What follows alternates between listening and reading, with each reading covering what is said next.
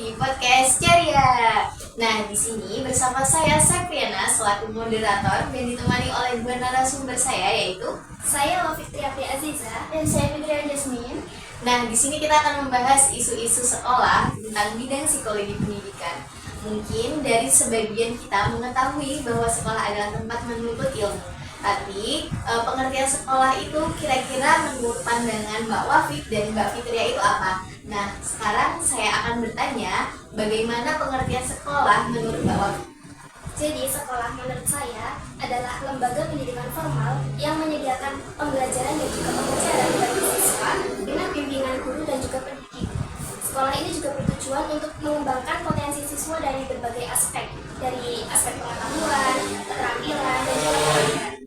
Nah, berarti sekolah sebagai tempat ya Mbak ya untuk mendukung para siswa-siswa mengupgrade dirinya gitu. Nah, sedangkan sekolah itu sendiri menurut Mbak Fitria itu apa?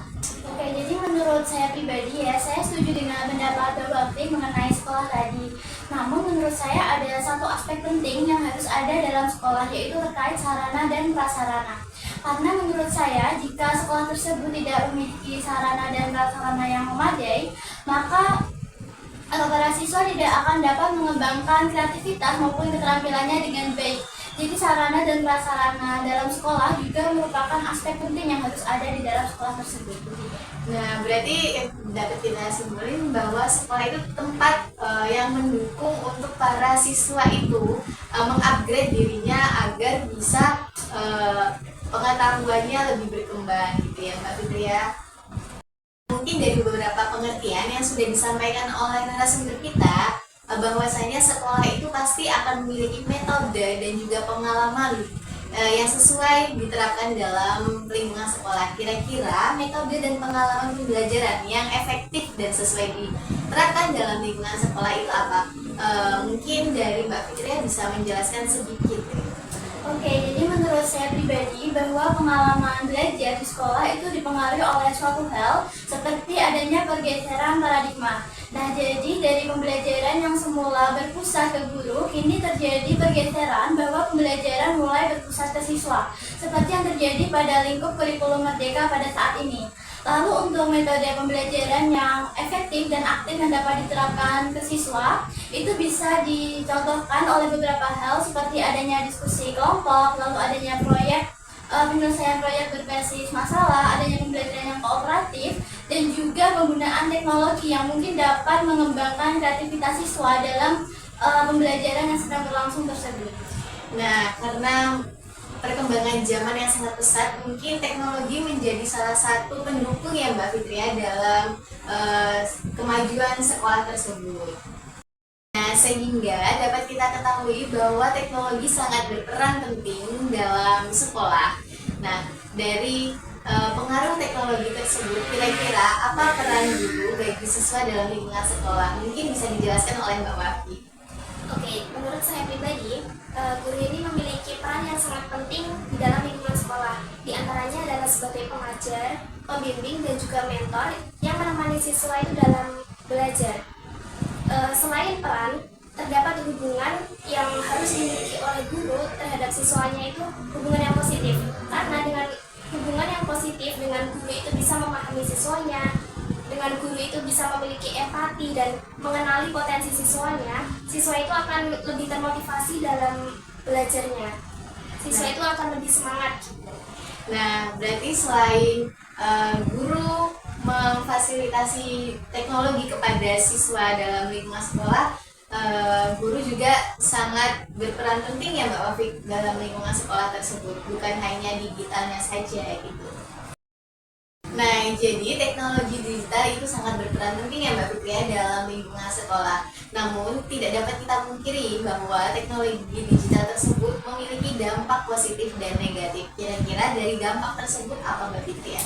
Oke, jadi menurut saya dampak positif dari penggunaan teknologi di lingkungan sekolah yaitu mungkin siswa akan dapat lebih mudah dalam memahami materi karena pembelajaran di sekolah berlangsung secara lebih interaktif begitu. Jadi bisa meningkatkan keingintahuan siswa dalam pembelajaran yang sedang berlangsung.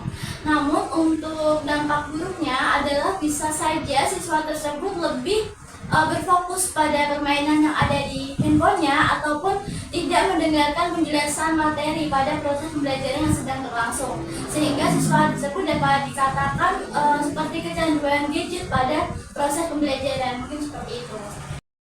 Mungkin dari beberapa dampak yang ada di dalam kemajuan teknologi digital seperti dampak positif dan dampak negatif akan berpengaruh dalam peran siswa dalam ruang lingkup sekolah. Mungkin dari peran tersebut dapat disimpulkan atau dapat dijelaskan sedikit oleh Mbak Wafi. Bagaimana Mbak Wafi?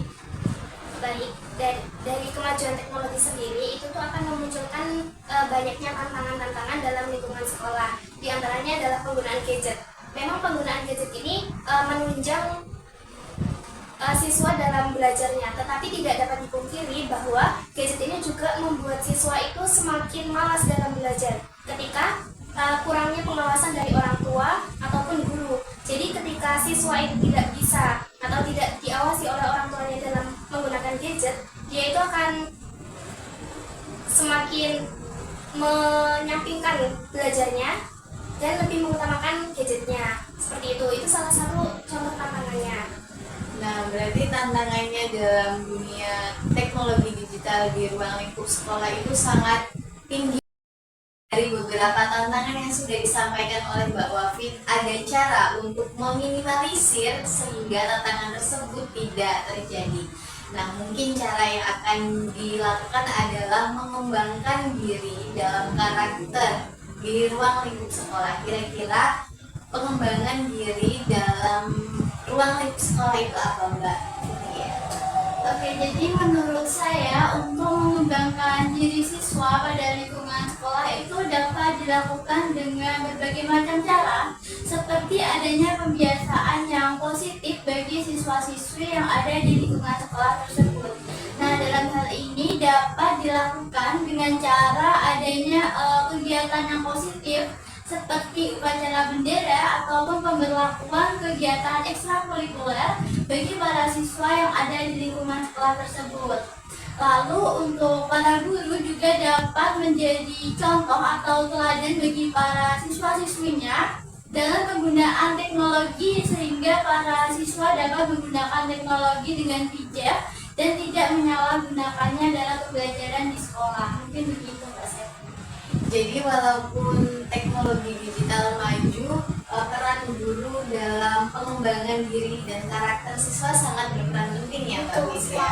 Nah, dari hal tersebut mungkin ada cara dari beberapa peran-peran tersebut bagaimana mengevaluasi dan memberi nilai kepada para siswa agar tetap memiliki motivasi dan juga emosionalnya terjaga dalam dunia teknologi digital ini. Bagaimana Mbak Wafi?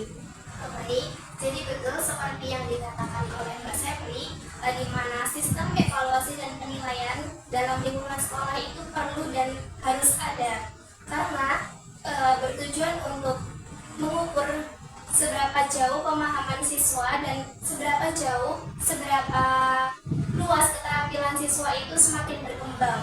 Dan itu biasanya dilakukan dengan tes tertulis, praktikum, yang dimana tes tertulis itu bisa menunjukkan seberapa jauh dan seberapa luas pengetahuan yang sudah siswa miliki selama proses pembelajaran. Nah, mungkin dari hal tersebut ada rasa imbal balik yang dirasakan oleh siswa yang diberikan oleh guru kepada siswa, sehingga siswa juga dapat mengupgrade dirinya lagi untuk mendapatkan pengetahuan baru tanpa dia merasa tidak dihargai oleh gurunya. Seperti itu. Lalu selain penilaian akademik, ada juga hal-hal yang mempengaruhi sehingga sisi emosional siswa tetap terjaga. Nah, kira-kira dari hal tersebut apa yang dapat dijelaskan oleh Mbak Fitria? Oke, jadi ada beberapa hal yang dapat membuat sisi emosional siswa agar tetap terjaga, yaitu dengan adanya dukungan sosial dari para guru maupun dari teman sebaya agar siswa dapat merasa nyaman dalam mengikuti proses pembelajaran. Lalu juga ada penerapan dari kegiatan ekstrakurikuler agar siswa dapat mengembangkan keterampilannya. Nah, selain itu juga dapat diberikan konseling terhadap siswa oleh guru BK biasanya, dan pendidikan secara mental agar siswa dapat mengerti cara menanggulangi stres ataupun agar proses pembelajaran berlangsung dengan lebih baik seperti itu. Nah, dari beberapa penjelasan yang sudah disampaikan oleh kedua narasumber kita, dapat saya tarik sedikit kesimpulan bahwa sekolah bukan hanyalah tempat untuk menuntut ilmu saja, tetapi juga terdapat hal-hal lain yang mempengaruhi proses pembelajaran di lingkungan sekolah.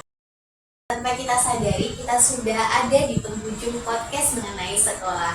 Saya, Septriana selaku moderator memohon maaf apabila ada salah kata. Sebelum saya tutup podcast pada hari ini, izinkan saya sedikit menyampaikan pantun. Boleh dijawab Mbak Fitria dan Mbak Wafi? Kalau ada sumur di ladang, boleh kita menumpang mandi. Kalau ada umur yang panjang, boleh kita bertemu lagi. Saya akhiri, wassalamualaikum warahmatullahi wabarakatuh.